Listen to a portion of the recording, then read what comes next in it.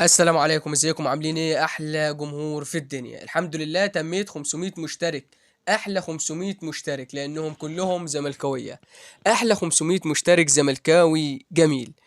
شكرا لكل واحد عمل لي لايك للفيديو اللي فات. ربنا يفرح قلبك زي ما فرحتني. قسما بالله انا ساعات دخلت وشفت ال 500 مشترك دول، انا طرت من الفرح. شكرا لكل واحد داس لايك وداس الاشتراك في القناة. والله العظيم ما تعرفوش اسعدتوني ازاي. النهارده بقى جايبين لكم مباراة الاهلي والزمالك، مباراة القمة، مباراة الحسم اللي كله مستنيها.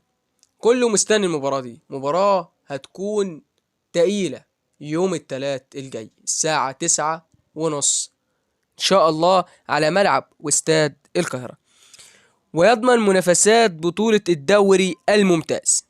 على ملعب استاد القاهرة يلتقي الفريقين ليتم الكشف عن قائمة النادي الأهلي. تعالوا بينا نشوف قائمة النادي الأهلي التي ستواجه نادي الزمالك. قائمة الأهلي التي سيخوض اللقاء بعد غد الثلاث ستكون على النحو التالي: في حراسة المرمى الشناوي، طبعا مفيش جدال، الشناوي كده كده أساسي. فهم واخدين في حراسة المرمى محمد الشناوي ومصطفى شوبير. بعد كده حمزة علاء. كده خلصنا من حراسة المرمى. نخش بقى على خط الدفاع واللي هو يكون فيه كريم الدبيس، مصطفى العش، ورامي ربيعة، وداري، محمد هاني، وأكرم توفيق، عمر كمال عبد الواحد.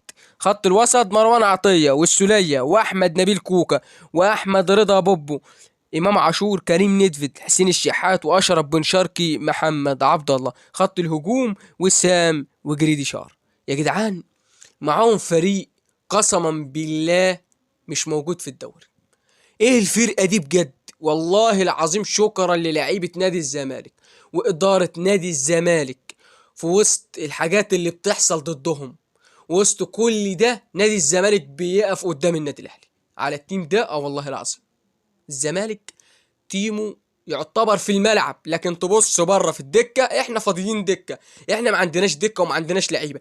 النادي الاهلي قادر يلعبك ب 11 في الملعب ويغير ال 11 في الملعب ومش هتحس باي حاجه. عنده اللي بره زي اللي جوه. قسما بالله عنده اللي بره زي اللي جوه. الزمالك فعلا بيلعب بتاريخه. الزمالك فعلا نادي كبير لان لعيبته لعيبه رجاله. انا شايف شويه حركات واشاعات طالعه على احمد السيد زيزو انه خلاص هيمشي وهيسيب نادي الزمالك. يا جدعان نصبر. ومش عايزين نطلع اللعيب من الحوار بسبب الكلام والمش عارف إيه اللي بيحصل، ويا زيزو مالك وزيزو ماشي وزيزو. تتعبوا نفسية اللعيب. سيبوا اللعيب يلعب، سيبوا اللعيب يخلص عقده الأول، بعد كده نبدأ نتكلم. سواء مشي يا سيدي والله مش هيمشي ومش هيكون أحسن من اللي راحوا. احنا أشرف بن شرقي وإمام عاشور فرجاني الساسي كل ده مش وساب نادي الزمالك، والزمالك واقف على رجله. الزمالك بيعمل لعيبة، ما بيستناش من حد حاجة. تعالوا بقى نخش بينا على الأهم، وهي تشكيلة نادي الزمالك اللي هتكون في مواجهة النادي الأهلي. خلي بالكو السويسري بيفكر وبيعرف يلعب الأهلي، بس يا ريت يبدأ يفكر كويس والتشكيلة اللي بينزل بيها دي يغيرها، لأن خلاص اتحفظت.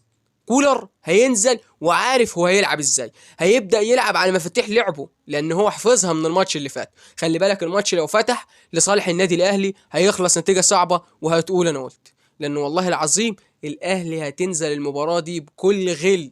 الزمالك لو ما فكرش تكتيكيا في الملعب احنا هنشيل كتير، لأن احنا الشوط الأول معانا لعيبة توب، كل اللي في الملعب كويس. بعد كده اللعيبه بتبدا مستواها ينزل. الاهلي هتبدا تعمل تغييرات عشان الاهلي عندها تدعيمات وعندها فريق تاني بره.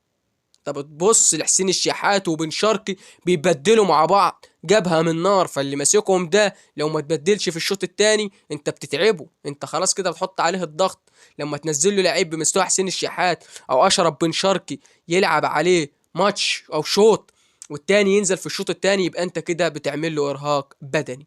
وتبدا هنا زي ما احنا شفنا الماتش اللي فات، حسين الشحات فضل يلعب على عمر جابر. لما بدأ يتعب نفسية عمر جابر ويتعب مستواه في الملعب، بعد كده نزل أشرف بن شرقي فتح سبرنت من وراه. عمر جابر كان خلاص جاب آخره، ما عرفش يكمل وراه. ولولا الحظ ولولا النصيب ولولا اللعيبة رجالة في الملعب لولا تعادلنا مع النادي الأهلي. يلا نخش على تشكيلة نادي الزمالك. تشكيلة الزمالك بقى اللي هتكون في حراسة المرمى محمد صبحي. محمد صبحي اكيد، محمد صبحي اكيد، محمد صبحي ليه؟ محمد صبحي عمل ماتش هايل، قسما بالله عمل ماتش في الكاس يا ريت يعمله قدام النادي الاهلي. محمد صبحي حارس مرمى كبير جدا. خط الدفاع بقى اللي هيكون فيه بنتايك، خلاص كده بنتايك خد مركز اساسي لان بنتايك لعيب هايل جدا. حسام عبد المجيد ومصدق، صراحة مصدق احسن مليون مرة من الونش في حالته دي. بعد كده هنخش عمر جابر. يلا بقى نخش على الخط الوسط. نبيل عماد دونجا، عبد الله السعيد، ناصر ماهر، لا جدال على الثلاثه دول.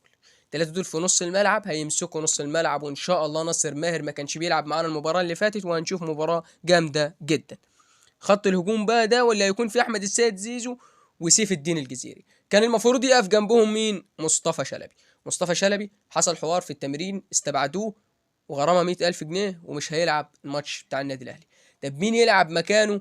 مش عارف، الله اعلم. ممكن الراجل يحط حد في نص الملعب. ولحد هنا يكون وصلت نهايه الفيديو. ما تنسيش تعمل اشتراك في القناه، والسلام عليكم.